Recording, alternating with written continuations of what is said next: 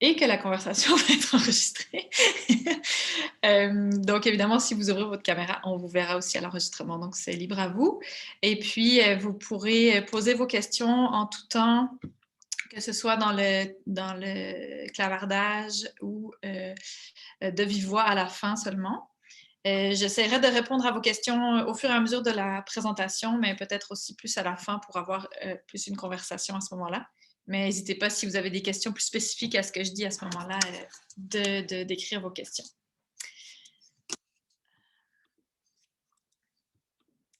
Alors, bon, bienvenue tout le monde à cette conférence sur l'éducation relative à l'alimentation. Ça me fait très plaisir d'être là aujourd'hui, de me joindre à votre colloque.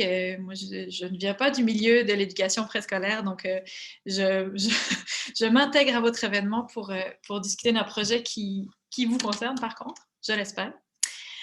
Donc, bienvenue. Je voudrais présenter tout d'abord ma collègue Alma, que vous la voyez normalement sur l'écran, qui travaille avec moi donc, sur le projet de marmite éducative.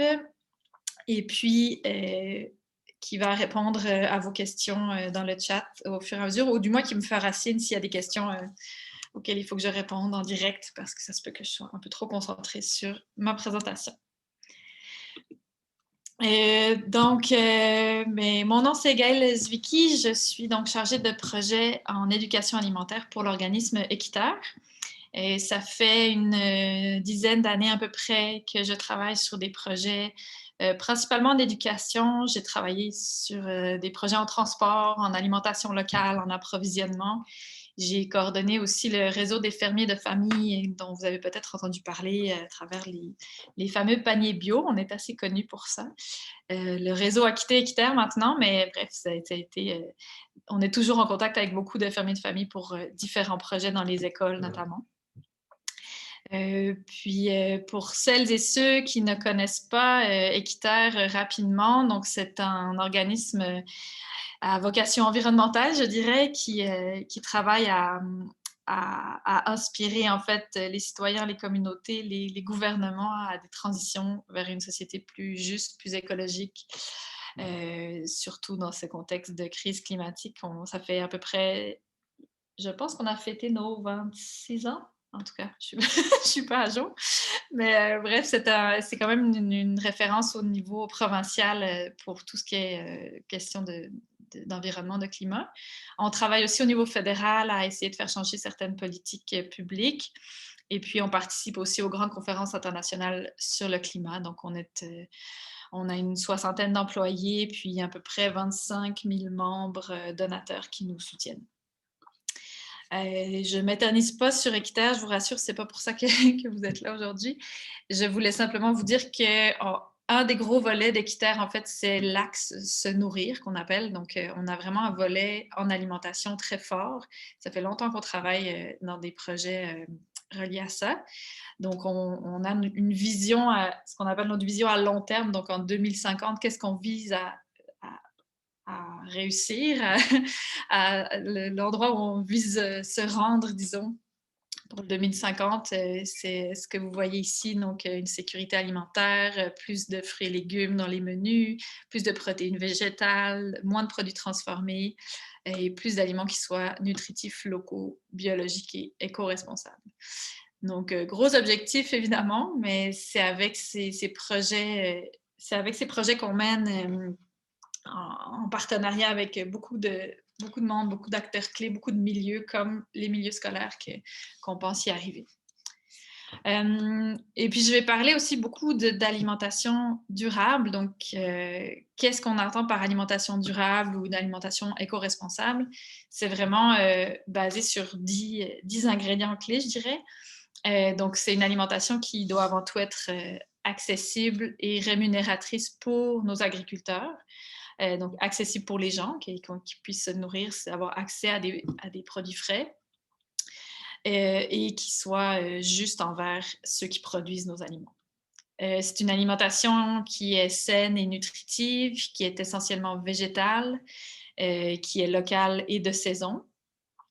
une alimentation qui est biologique et idéalement issue aussi de l'agriculture régénératrice. Ça, c'est quelque chose qui est un peu plus récent comme phénomène, mais au-delà du bio, c'est aussi d'avoir un certain respect de la biodiversité, des sols, de ne pas trop travailler le sol, de respecter la vie, les micro-organismes dans la terre. Donc, c'est une autre approche que le bio, mais qui est complémentaire, je dirais.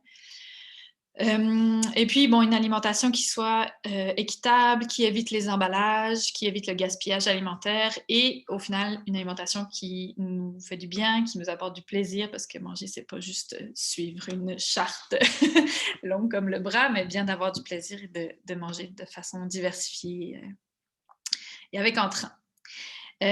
Donc, on vise à nous à sensibiliser le plus possible les gens sur ces principes-là, sur l'alimentation durable, et on considère que ça peut se faire dès le plus jeune âge, en fait, d'être conscient de la qualité et puis du type d'alimentation qu'on veut.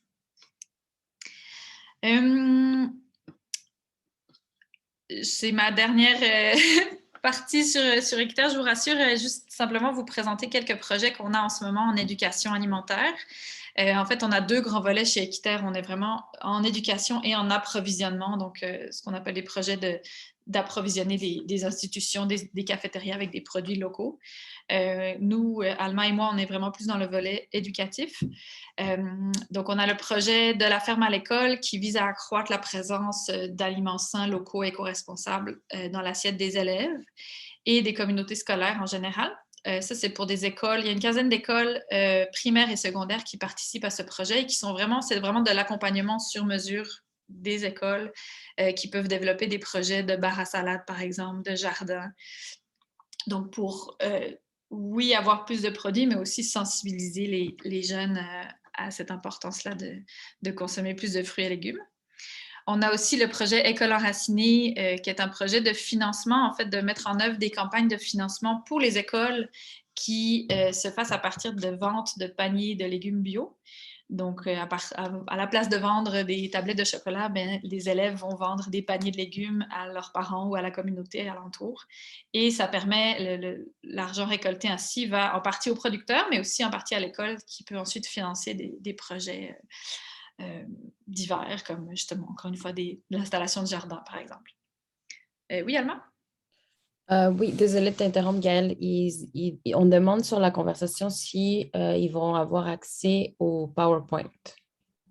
Je pense que comme on enregistre toute la conférence, oui, vous allez avoir accès à travers l'enregistrement. Puis, si jamais vous aimeriez avoir plus d'informations, vous aimeriez avoir du contenu plus spécifique, moi, ça me fera plaisir de vous l'envoyer directement. Vous pouvez m'écrire, il y aura mon adresse courriel à la fin de la présentation, donc vous pouvez m'écrire un petit mot, puis je pourrais vous la partager ou vous partager des sections selon votre intérêt. Donc ça, c'est pour École enracinée, qui a aussi évidemment un volet d'animation puis d'éducation, donc avec des ateliers culinaires notamment. Enfin, la trousse à la soupe, ça c'est aussi mon petit bébé. C'est une trousse pédagogique qu'on a entièrement refaite cette année, donc une trousse pédagogique qui s'adresse pour les enfants de 2 à 17 ans. Donc, pas seulement le milieu scolaire, mais aussi la petite enfance et aussi le secondaire et les camps d'été. Donc, c'est une trousse qui contient plein d'activités clairement sur l'alimentation durable. Donc, c'est beaucoup des jeux, des activités, des quiz, des mises en situation, des petites danses pour les tout-petits. C'est vraiment super bien fait. Puis, une belle façon d'aborder l'alimentation durable, les fruits et légumes locaux, etc., avec toutes sortes de jeunes. Et puis enfin, la marmite éducative, évidemment, ça, je vais vous en parler plus tard. Donc, pourquoi parler d'éducation alimentaire? Pourquoi, dans le fond, on considère, nous, chez Équiterre, entre autres, que c'est fondamental d'aborder ce sujet-là avec nos jeunes? Mais tout d'abord parce que, pour vous mettre un peu en contexte, on a 80% de la population québécoise qui consomme trop de sucre et seulement un quart de la population qui consomme les portions de fruits et légumes quotidiens recommandées. Donc, vous le savez sûrement que maintenant, le Guide alimentaire canadien recommande que notre assiette soit composée à moitié de fruits et légumes. Donc, on est encore loin d'atteindre cette cible-là, évidemment. C'est correct, c'est normal, mais c'est un constat qui est quand même frappant, seulement un quart. Et puis, parmi les jeunes, ben, c'est le même constat. Les jeunes, puis en particulier peut-être plus les adolescents ou les enfants d'âge scolaire, ils sont plus susceptibles de consommer, par exemple, des jus de fruits qui sont très sucrés ou qui sont assez peu rassasiés en général, des boissons sucrées. Puis pour les adolescents, ils sont aussi plus enclins à les manger dans des menus de restauration rapide ou des aliments où il y a beaucoup d'aliments ultra transformés. Donc, encore une fois, pas extraordinaire pour leur santé. En passant, je veux juste vous aviser que moi, je ne suis pas nutritionniste, je ne suis pas une spécialiste en santé, donc je vous partage des chiffres qui sont issus du magazine 100 degrés qui a fait un dossier sur la littératie alimentaire et des chiffres de l'organisme de la coalition poids. Donc, je vous partage ces chiffres, c'est vraiment mon analyse, mais voilà, je veux pas me prendre pour une spécialiste de santé. Je suis pas du tout ça, mais je partage vraiment mes connaissances puis ma recherche sur le sujet. Ce qu'on constate aussi, c'est que ce constat-là, ça mène à près d'1 million de jeunes qui ont un excès de poids, donc des jeunes de 12 à 17 ans. Ça, évidemment, ça augmente le risque de maladies cardiovasculaires, de cancer, de diabète, etc. Et puis, ça touche, en général, l'obésité, l'embonpoint touche 4 millions de Québécois, ce qui est quand même énorme. Puis pourquoi c'est inquiétant? Ben, on voit que la tendance s'accroît, s'accélère pour les jeunes en particulier. Puis ça, évidemment, ça augmente le risque d'obésité plus tard dans leur vie. Donc, plus ça apparaît tôt, plus l'embonpoint, le surpoids apparaît tôt, plus ils ont des risques de développer de façon précoce des maladies plus tard et ou d'avoir des problèmes de santé plus tard dans leur vie. Même les tout petits ne sont pas épargnés par ce constat. Donc, 31% des enfants de 5 à 17 ans sont aussi sujets au surpoids. Ça, c'est des chiffres pour le Canada. Et 6,7% des tout petits, pardon. Donc, moi, je trouve ça relativement inquiétant. Puis, bon, évidemment, je ne vous apprends rien étant donné votre métier. Vous le savez qu'un enfant en santé apprend mieux. Donc, une alimentation de qualité, diversifiée, équilibrée, c'est aussi associé à une meilleure performance scolaire. Donc, c'est évidemment important d'en parler. Je vous partage ici une petite image de la coalition poids. Je trouve intéressant de voir qu'il y a plusieurs causes sur lesquelles on peut agir pour changer un peu ce constat. Puis parmi les causes, ben, on voit qu'il y en a 4 qui touchent directement à l'alimentation. Donc, je trouve que c'est une façon très concrète d'agir, d'autant plus qu'évidemment, l'alimentation, c'est plusieurs fois par jour en général qu'on y touche. Donc, pourquoi ne pas commencer par éduquer les jeunes, justement, parce que c'est quelque chose de quotidien, une habitude, une routine qui est dans leur quotidien. Donc, c'est important de commencer tôt.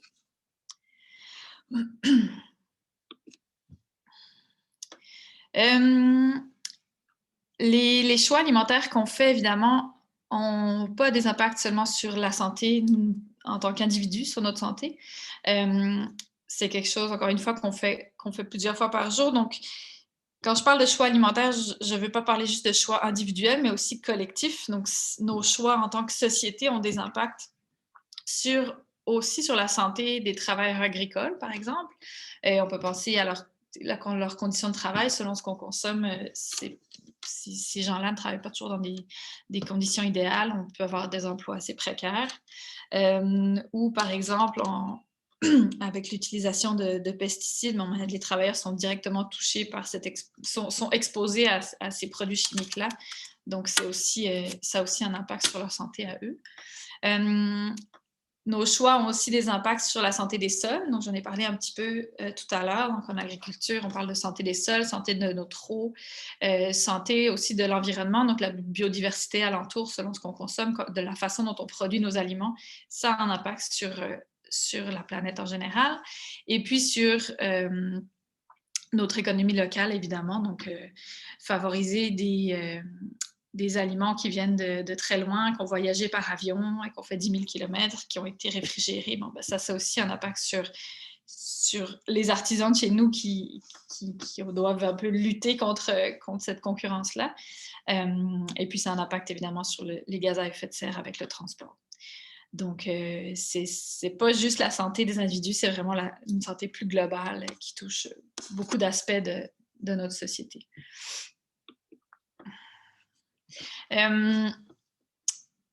Pourquoi je parle d'éducation alimentaire finalement? Ben, c'est parce que je trouve que c'est une façon d'encourager les enfants à se reconnecter à leur alimentation. Donc, le fait qu'un enfant sache d'où vient ce qu'il mange, comment ça a poussé, est-ce que ça a poussé sur un arbre, dans la terre, est-ce que ça a été préparé, est-ce que c'est un produit qui est brut, qui est sorti comme ça du champ, ou est-ce que ça a été préparé, qu'est-ce que ça goûte, qu'est-ce que ça sent. On dit souvent que pour protéger, avant de pouvoir protéger la nature, il faut d'abord l'apprécier, il faut d'abord l'aimer, il faut d'abord la découvrir. Mais je trouve que c'est un peu la même chose avec nos aliments. Si on veut pouvoir protéger cette diversité qu'on a au Québec, puis cette qualité d'alimentation, ben, il faut avoir appris à goûter, à connaître les aliments, à savoir à quoi ça ressemble, etc. Ensuite, ben, l'éducation alimentaire, elle sert aussi à sensibiliser justement à l'importance de faire des choix alimentaires durables. Puis là, peut-être qu'on peut se dire que bon, les enfants, c'est pas eux qui font les choix en général, c'est pas eux qui vont acheter, faire les courses ou qui décident des menus, c'est leurs parents ou leur cafétéria. Mais en l'occurrence, oui, ils peuvent aussi être des vecteurs de savoir et d'apprentissage. Ce qu'on a constaté à travers nos projets, c'est que souvent l'enfant peut découvrir un nouvel aliment en classe et puis ramener cette idée-là à ses parents puis dire « Hey, j'ai goûté ça aujourd'hui, j'ai goûté des betteraves à l'école, c'était vraiment bon, est-ce que tu pourrais en refaire? » Puis là, les parents sont incités à peut-être aller chercher des nouvelles choses, à tester des nouvelles recettes. Donc, il n'y a pas juste les adultes qui enseignent aux enfants, l'inverse est vrai aussi. Donc, ça, je trouvais important de se rappeler ça. Puis, évidemment, l'éducation alimentaire est aussi là pour favoriser l'adoption de saines habitudes de vie, donc par rapport au contexte de santé dont je parlais tout à l'heure. Peut-être que vous avez entendu parler récemment de littératie alimentaire. C'est un concept qui n'a pas de définition universelle encore. C'est assez récent quand même. C'est une façon de parler finalement de l'ensemble des capacités, des compétences, des connaissances, des comportements à avoir par rapport à l'alimentation. Donc, quand on parle d'alimentation, c'est pas juste de savoir comment ça pousse, mais c'est aussi de juger de la qualité des aliments, de sélectionner les bons ingrédients, de savoir cuisiner, de savoir planifier des menus, de savoir gérer un budget, d'adapter des recettes selon ce qu'on a dans notre frigo, de reconnaître les aliments qui sont à privilégier, les aliments qui sont peut-être un peu moins bons, moins rassasiants pour nous, moins nutritifs, connaître la provenance, savoir comment fonctionne finalement notre système alimentaire plus globalement. Donc, l'éducation alimentaire tend à favoriser cette littératie. On veut la développer de plus en plus pour les jeunes parce qu'on se rend compte aussi que, bon, il y a encore des enfants qui ne savent pas comment ça fonctionne, qui se demandent, qui confondent des bâtonnets de poisson avec du poulet, qui ne savent pas. Puis c'est normal. Il y a eu beaucoup je parlais de se reconnecter à l'alimentation, ben c'est ça. Il y a eu une déconnexion depuis plusieurs années. Donc là, on tend à revenir à ça. Puis on se rend compte que c'est très complexe quand même. Donc, il y a beaucoup de choses à apprendre, il y a beaucoup de choses à découvrir. Et puis, je parle des enfants, évidemment, mais c'est une littératie qui est aussi celle des familles, des communautés, des nations. Donc, c'est pas juste l'enfant tout seul. Mais bref, encore une fois, tout ça pour dire que c'est en commençant le plus tôt possible qu'on va avoir un meilleur impact et qu'on va développer cette littératie-là le plus tôt possible et leur donner des compétences qui vont leur servir après dans toutes sortes de sphères de leur vie active. Je ne sais pas s'il y a des questions par rapport à ce volet-là. Je vais en profiter pour prendre une petite gorgée d'eau. Vous pouvez l'écrire si jamais.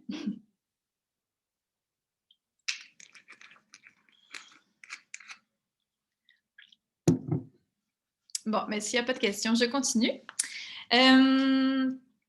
Donc, c'est un peu avec tous ces constats-là en tête que Équiterre, on a eu l'idée de développer une plateforme web qui favorise cette éducation-là, qu'on a nommée la marmite éducative.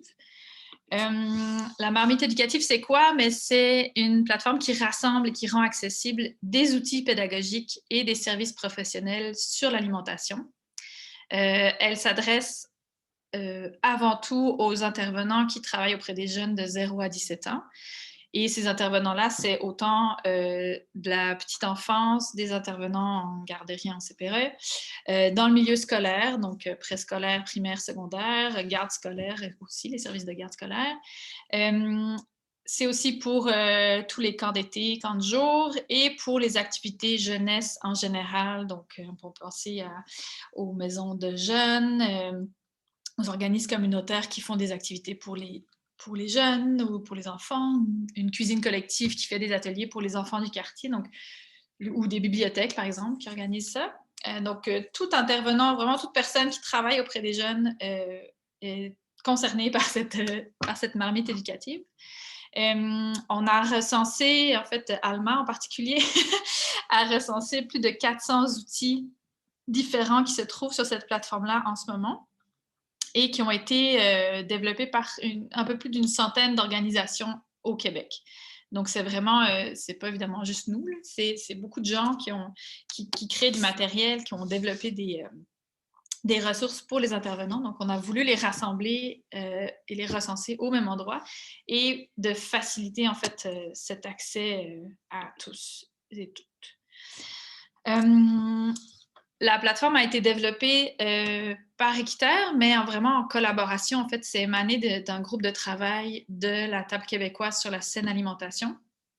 Ce groupe de travail est composé de plusieurs partenaires clés en matière d'éducation ou d'enfance, de jeunesse. Donc, on a, par exemple, l'Association québécoise de la garde scolaire, les ateliers 5 épices, la tablée des chefs, l'Association québécoise des CPE, la Fondation Tremplin Santé, beaucoup de monde, certains centres de services scolaires aussi. Donc, beaucoup de monde impliqué sur le groupe qui a participé vraiment à l'idéation et au développement de cette plateforme. Et puis, on a aussi 4 ministères qui ont été impliqués, surtout le ministère de la Santé qui finance la table, mais aussi le MAPAC, le ministère de l'Éducation et le ministère de la Famille.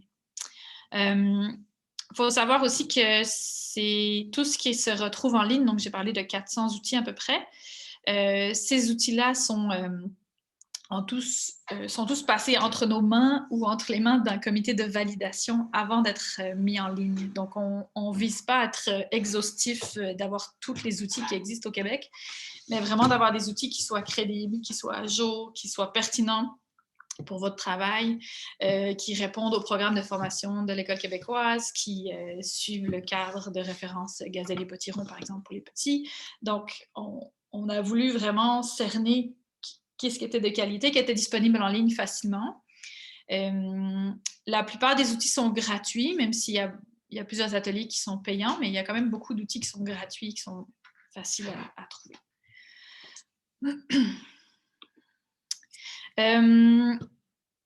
Puis pour nous, ce qu'on trouvait intéressant aussi, c'est qu'il y a 1000 façons d'aborder l'alimentation finalement. C'est pas juste en faisant un atelier culinaire, par exemple.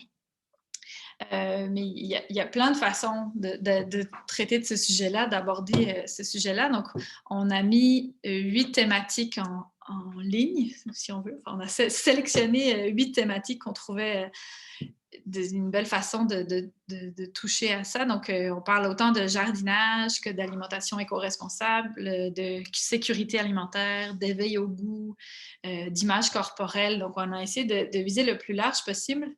Puis, si je vous montre ici notre moteur de recherche avancé, après, je vais aller vous montrer un peu plus la plateforme en tant que telle. Mais le moteur de recherche avancé que vous voyez ici, donc on a vraiment une grande diversité de types d'outils, de thématiques et de milieux. Donc, il n'y a pas besoin d'avoir une cuisine tout équipée dans son école ou d'avoir une grande cour avec accès à des bacs pour jardiner. On peut faire, des fois, c'est juste de faire pousser des semis en classe, d'organiser un quiz sur les aliments locaux, de faire une course d'obstacles dans la cour pour aller chercher des aliments et composer un menu équilibré, par exemple. Il y a toutes sortes d'activités qui peuvent être faites. Donc, sur le site, il y a vraiment beaucoup d'activités clés en main, beaucoup d'ateliers. Il y a des sorties aussi, des sorties pédagogiques sur des fermes, mais aussi du contenu plus informatif ou des sites de référence juste pour vous avoir des façons d'avoir des informations de base sur certains sujets dans lesquels vous êtes peut-être moins à l'aise. Il y a aussi des trousses pédagogiques. J'ai parlé de la trousse à la soupe, mais il y en a d'autres qui sont vraiment super bien faites pour le milieu scolaire. Puis les services professionnels, ça c'est plus si vous voulez aller plus loin, développer des projets, avoir un accompagnement pour, je sais pas, installer une ruche dans la cour sur le toit de l'école, avoir du financement pour des projets plus précis et avoir de la formation pour l'ensemble de vos collègues, par exemple, ben ça, c'est aussi recensé en ligne.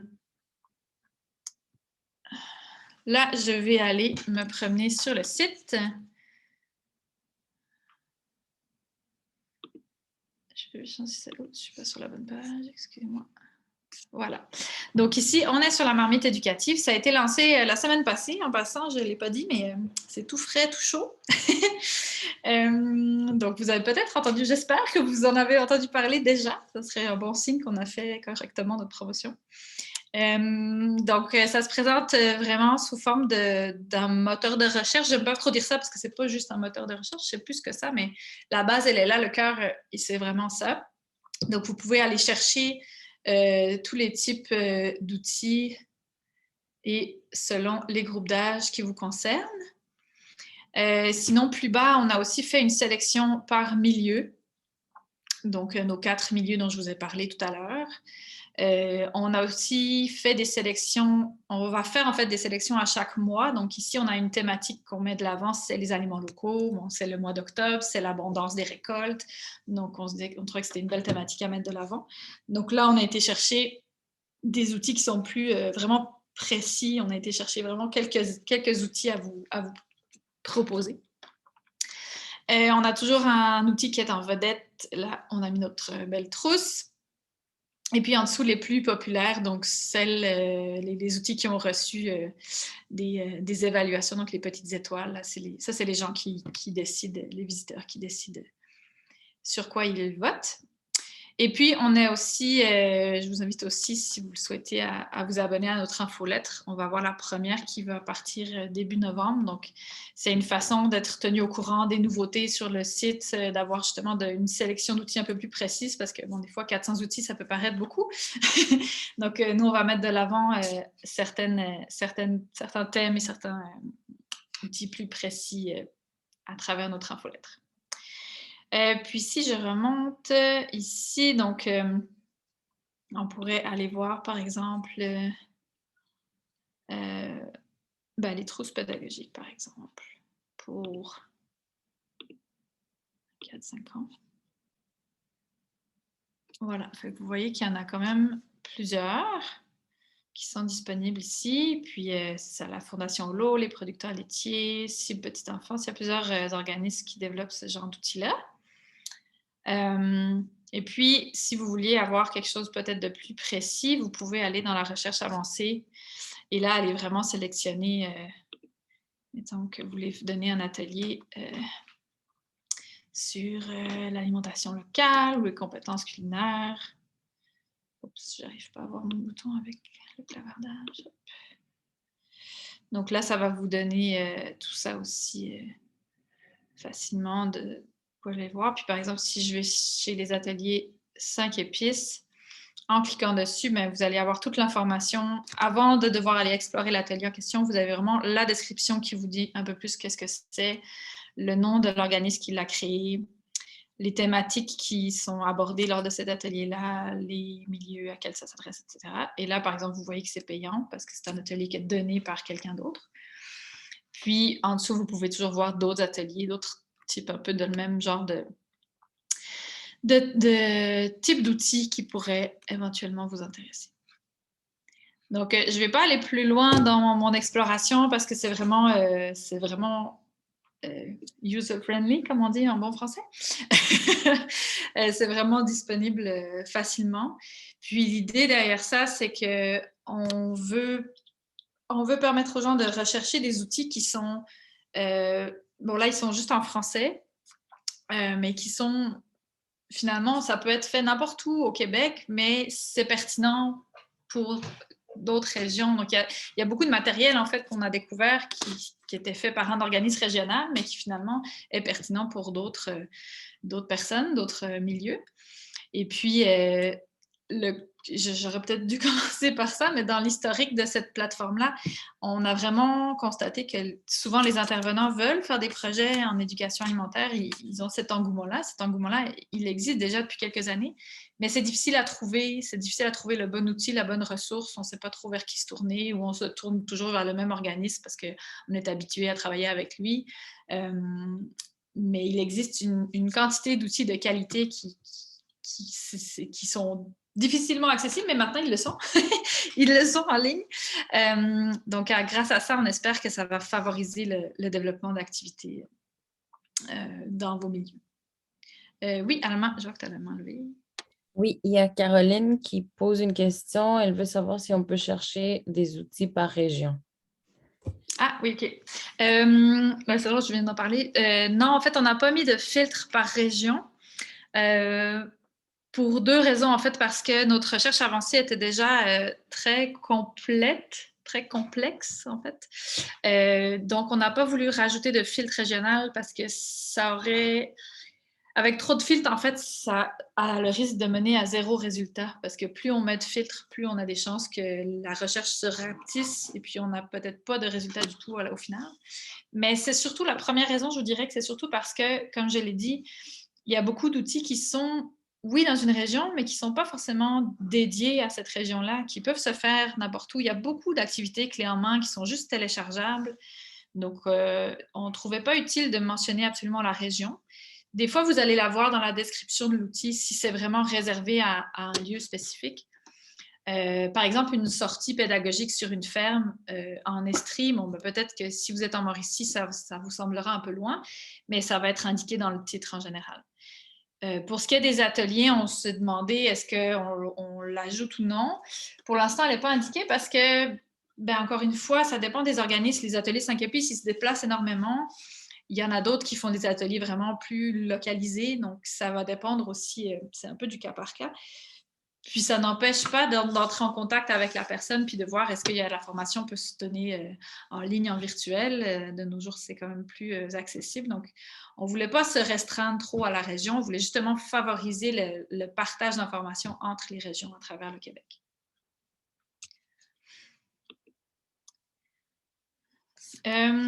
Puis, si je reviens à ma présentation, donc j'arrive à la fin déjà.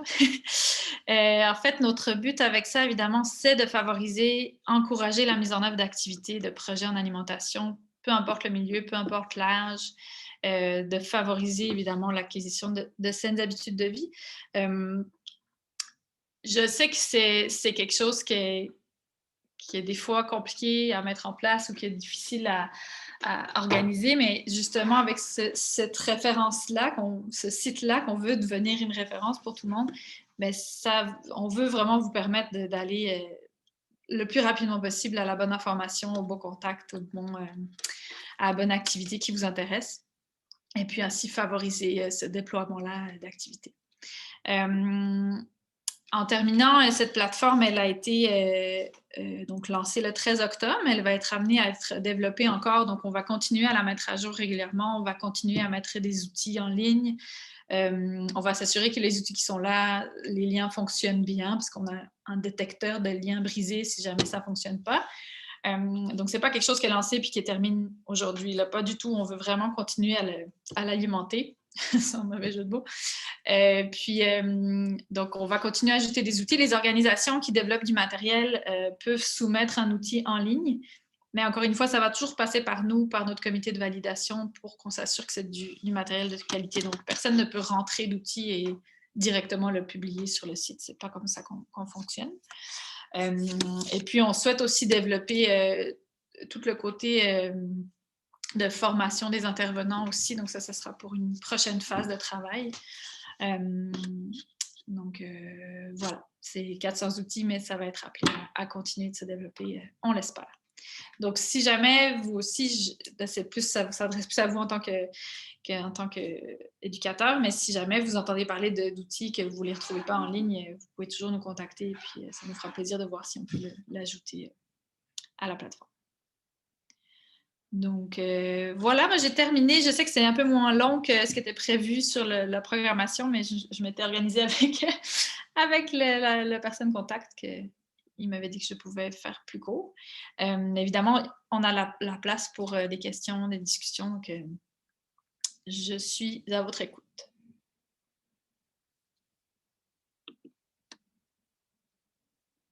Vous pouvez poser vos questions dans le clavardage ou en ouvrant votre micro, c'est comme vous préférez. Bonjour. Bonjour. Je m'appelle Joanne. Je regardais votre site en même temps, il est arrivé. Je regardais les ateliers disponibles. Il y en a certains que je trouve intéressants. Je suis allée dans le répertoire des ateliers, mais quand on nomme quand on voit les ateliers, c'est pas évident d'aller trouver comment réserver tel atelier ou avoir plus d'informations. Il n'y a pas de lien. Est-ce que c'est normal ou c'est moi qui ne vais pas à la bonne place? Alors, je vais peut-être retourner sur le site directement.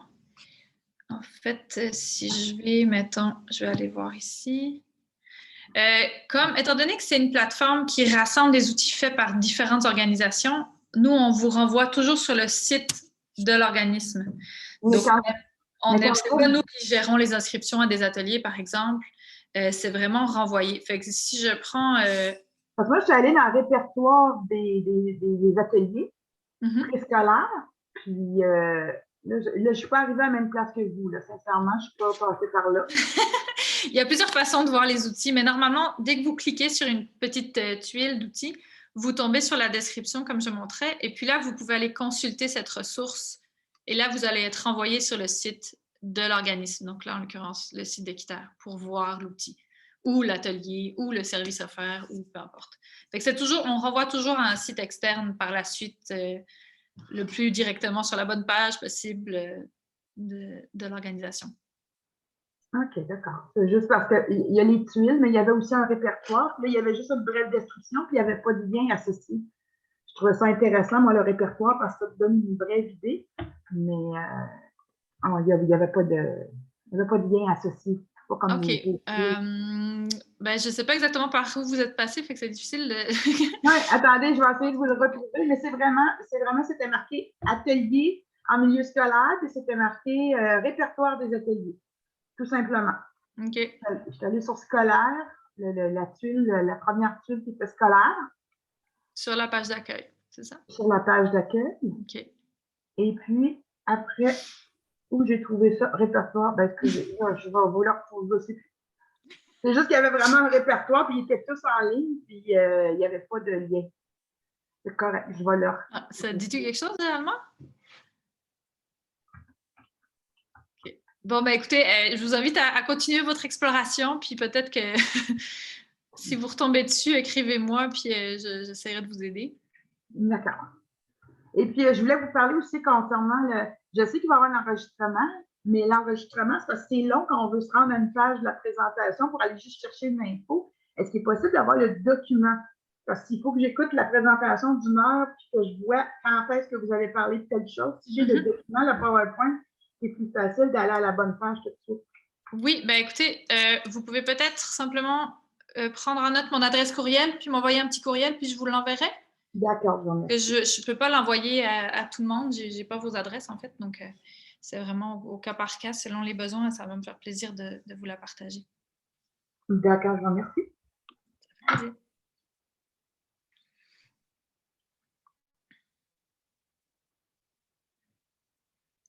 Est-ce qu'il y a d'autres personnes qui ont des questions ou des interventions, des commentaires? On prend tous les commentaires positifs.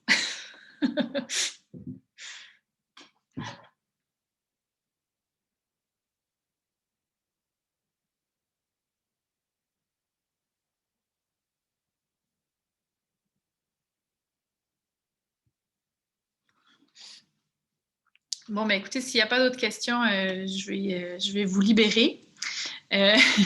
Donc, encore une fois, si vous voulez nous écrire, nous poser des questions plus directement, n'hésitez pas.